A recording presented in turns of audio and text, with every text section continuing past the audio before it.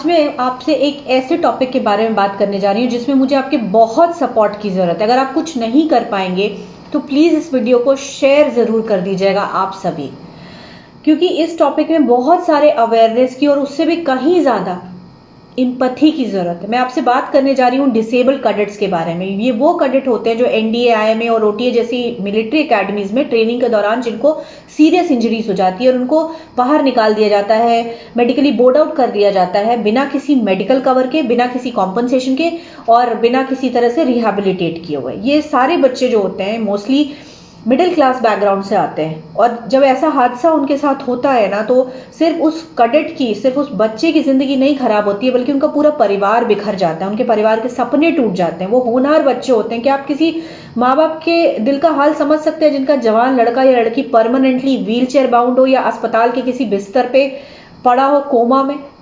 Can you imagine उस माँ बाप की हालत क्या होती होगी, उस परिवार की हालत क्या होती होगी।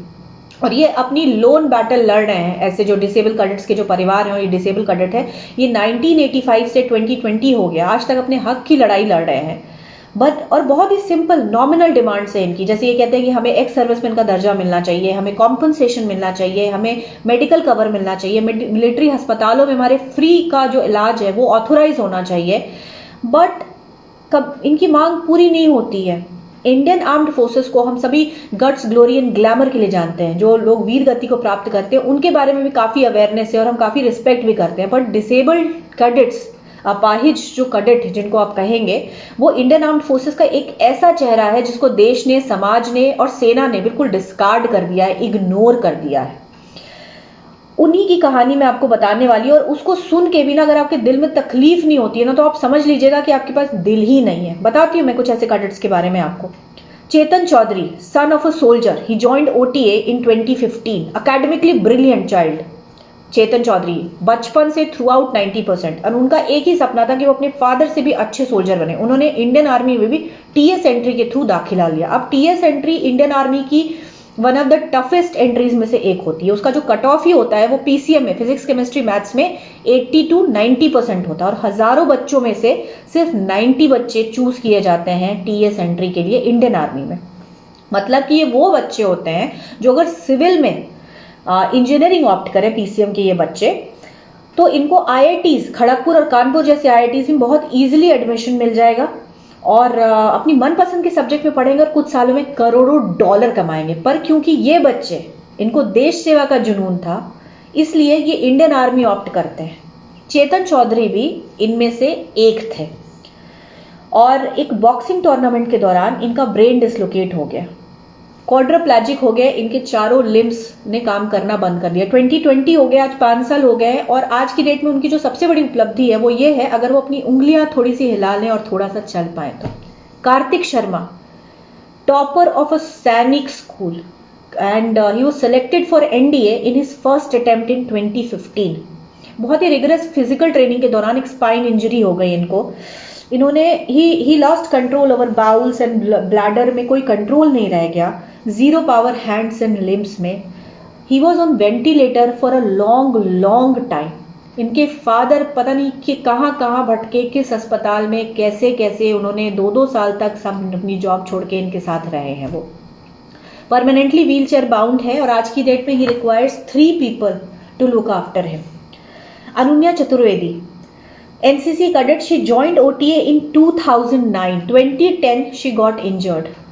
Long hospitalization, 3 surgeries of her neck. जो फिजिकल एंड मेंटल ट्रॉमा इस लड़की ने झेला और इसके परिवार ने, उसको शब्दों में नहीं बयान कर सकते हैं। But I still say that she is one of the lucky few, actually one of the rare जो लकीज हैं, क्योंकि शी हैज एन एम्प्लॉयमेंट, वो काम कर सकती हैं आज की डेट में। शी टीचेज इन नवोदय विद्यालय जोधपुर। शुभम गुप्ता, 2014 में when he joined NDA, he was only 19 years old and he has this dream of becoming a first grade officer and serve in Indian Army. 2 साल के बाद he had a spine injury. Swimming pool में एक training के दौरान उनका जो sir है वो फ्लोर से टकराया और उसकी स्पाइन को जर्क लग गया, क्वाड्रिप्लेजिक हो गए, परमानेंटली व्हीलचेयर बाउंड हो गए। इनकी भी एक बहुत ही अनफॉर्चुनेट, बहुत ही सैड स्टोरी है। इनका जो मंथली खर्चा है 40,000 रुपीज है, जो कि वो खुद उनकी फैमिली उठाती है। शुभम गुप्ता की। और ये सिर्फ 4 नाम नहीं है, ऐसे 1985 का डेटा उठाएंगे ना, 1985 से 2020 तक का, तो ऐसे 400 डिसेबल्ड कैडेट्स आपको मिलेंगे, ऐसे 400 फैमिलीज मिलेंगी जो टूट चुकी हैं, जिनको सिस्टम सपोर्ट नहीं करता, देश नहीं सपोर्ट करता। भारत में एक कानून है जो कहता है कि जो भी गवर्नमेंट एम्प्लॉय है या जो सरकार के लिए काम करते हैं, जो सरकारी कर्मचारी हैं, अगर वो मेडिकली अनफिट कर दिए जाते हैं ट्रेनिंग या सर्विस के दौरान, तो भी उनको सारे बेनिफिट्स मिलेंगे, उनको सैलरी मिलेगी, उनको पेंशन मिलेंगे, लाइफ लॉन्ग बेनिफिट मिलेंगे, और उनके स्टैचर के हिसाब से, चाहे वो एक प्यून हो या IAS ऑफिसर हो, उनको रिहैबिलिटेट कराया जाएगा। पर ये रूल जो है ना, वो इंडियन आर्म्ड फोर्सेस के ऑफिसर कैडेट्स पे अप्लाई नहीं होता है। रिक्रूट्स पे भी होता है, जवानों पे भी होता है, बट ऑफिसर कैडेट्स पे नहीं होता। और क्यों नहीं होता है, इसका कोई रीजन नहीं है। इनफैक्ट इन बच्चों को जब थ्रो आउट किया जाता है, इनके किसी तरह का रिहैबिलिटेशन का कोई प्रोग्राम भी नहीं है गवर्नमेंट के पास। क्योंकि आप देखो कि ठीक है, फौज में एक्टिव ड्यूटी पे बहुत ही रिगरस प्रोसेस से इन बच्चों को लिया जाता है ना, और आप बस उनको थ्रो आउट कर देते हो। आप एक्टिव ड्यूटी में नहीं रख के अगर दूसरी कई ऐसी जॉब्स होती हैं जिनमें इनको आराम से इनको रिहैबिलिटेट कर सकते हैं, और ये बहुत अच्छा परफॉर्म करेंगे, क्योंकि ये ब्रिलियंट बच्चे हैं जिनको रिगरस प्रोसेस के साथ चुना गया है। जैसे कि एजुकेशन कोर है, कंप्यूटर्स के काम है, या कितने सारे तो सिविलियंस रिक्रूट करती है इंडियन आर्मी। आप वहां पे इन कैडेट्स को रख सकते हो, बट नहीं करते हैं। और इसका कारण मेरी बात हुई इसी सिलसिले में अंकुर चतुर्वेदी नाम के एक शख्स से, जो मुझे लगता है कि इंडिया में एकमात्र ऐसे शख्स हैं जो डिसेबल कैडेट्स के लिए आवाज उठा रहे हैं। कोई NGO नहीं है, कोई किसी दूसरे इंसान के बारे में तो मैंने नहीं सुना कि जो इन्होंने डिसेबल कैडेट्स के बारे में बातें करते हैं। इन्होंने कई डिसेबल कैडेट्स को सुसाइडल टेंडेंसी से बाहर निकाला है, कई फाइलें, पिटीशंस डाली हैं, आर्मी हेडक्वार्टर, डिफेंस मिनिस्ट्री के कई चक्कर लगाए हैं, क्योंकि खैर वो खुद भी एक डिसेबल कैडेट रहे हैं, इस वजह से वो उनका दर्द समझते हैं। उन्होंने मुझे बताया कि आर्मी हेडक्वार्टर बहुत कोशिश करती रही है डिसेबल कैडेट्स का हक दिलाने के लिए, और 4th पे कमीशन से कर रही है आर्मी हेडक्वार्टर। फाइलों पे फाइलें निकाली हैं कि भाई डिसेबल कैडेट्स को उनका हक मिलना चाहिए, कॉम्पनसेशन, एक्स सर्विसमैन वगैरह वगैरह।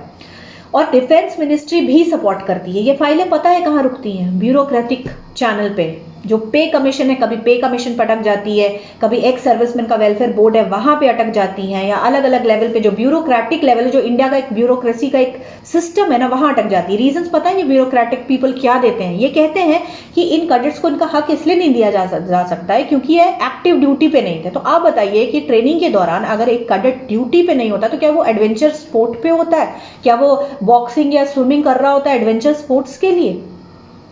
आपके अंदर थोड़ी सी भी एम्पैथी नहीं है। और ये मांग इसलिए भी नहीं पूरे हो पा रहे हैं क्योंकि इनका नंबर बहुत कम है, सिर्फ 400 नंबर है 85 से अभी तक। आप अगर डेटा उठाएंगे तो ये कोई प्रेशर नहीं बना पाते हैं। और इसमें देखिए कि अगर कुछ कॉम्पनसेशन इनको दिया भी जाएगा ना, तो रेवेन्यू को भी कोई फर्क नहीं पड़ेगा।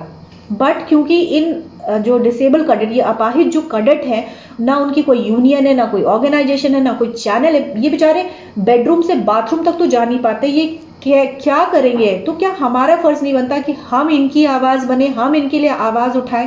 प्लीज आप सभी #डिसेबल कैडेट यूज करिए और बोलिए कि डिसेबल कैडेट्स को एक्स सर्विसमैन का दर्जा मिलना चाहिए, कॉम्पनसेशन मिलना चाहिए। इस वीडियो को ज्यादा से ज्यादा शेयर कीजिए, अथॉरिटीज को टैग करिए। इन डिसेबल कैडेट्स के लिए आज आप लड़िए। जय हिंद।